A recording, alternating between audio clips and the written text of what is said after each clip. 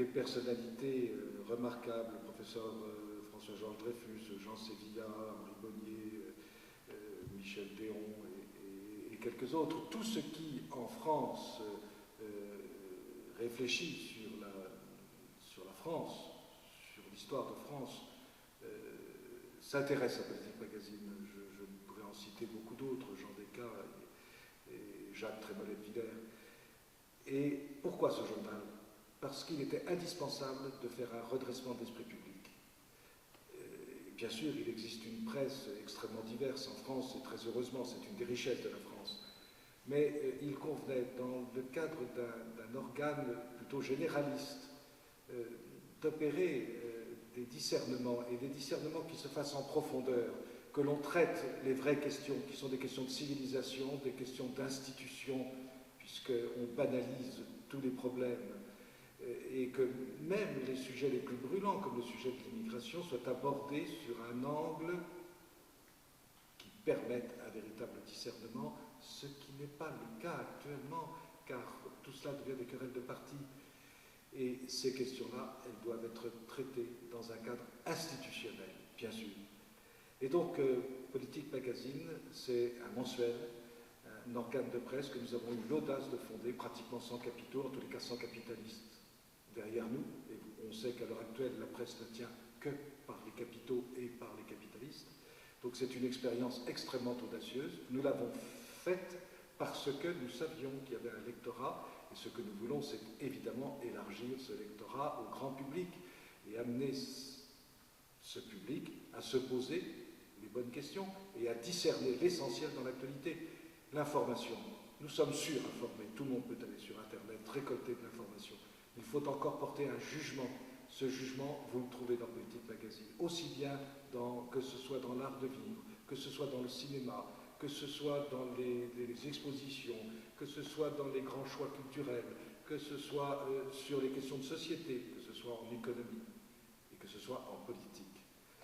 Et nous pouvons nous flatter à Politique Magazine, car de temps en temps, il faut savoir se flatter. Nous n'aimons pas cela, nous ne le faisons jamais, il n'y a jamais de retour sur nous-mêmes. Mais quand même, de temps en temps, il faut pouvoir se flatter. Eh bien, nous nous flatterons en particulier d'avoir depuis au moins 2 ans, sinon depuis les tout à fait premiers numéros, annoncé la crise telle qu'elle se déroule. Crise année 0, c'était la couverture du numéro 3 de Politique Magazine, il y a maintenant donc 7 ans passés. Et pour ceux qui se souviennent ou ceux qui lisent Politique Magazine, qu'on se souvienne d'un titre il y a 2 ans, Les faiseurs de troubles. Voilà. Eh bien, nous sommes devant les résultats de cette action qui a été menée au cours de ces 2 dernières années pour essayer de sauver la situation financière. Nous sommes devant des trous.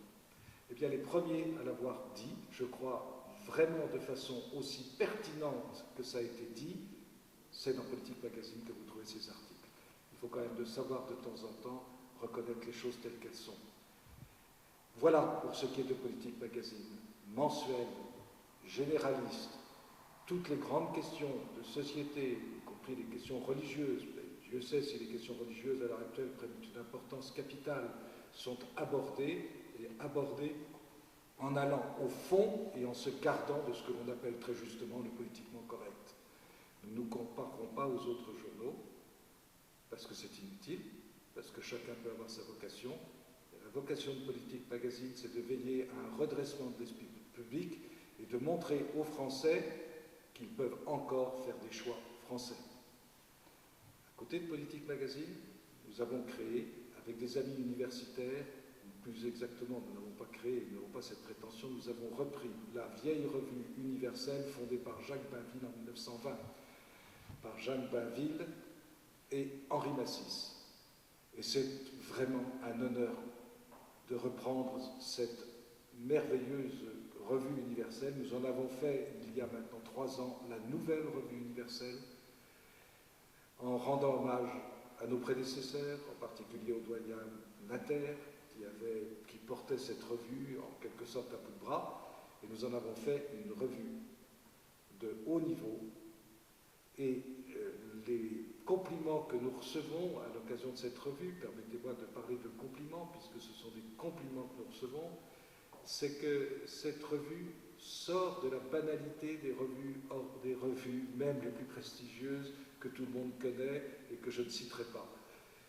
Parce que, comme pour Politique Magazine, nous abordons les questions de fond. C'est une revue de niveau universitaire et dans des articles plus fondés, plus étudiés, plus fouillés, nous abordons ces mêmes questions que nous abordons dans Politique Magazine. Questions de société, questions d'institution, questions de civilisation.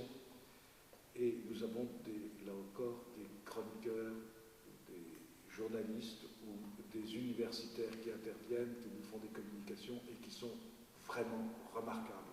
La décentralisation, la question des retraites, la question de l'avenir de la sécurité sociale, la question des collectivités territoriales et de la décentralisation. Tout cela a été abordé aussi bien dans Politique Magazine, mais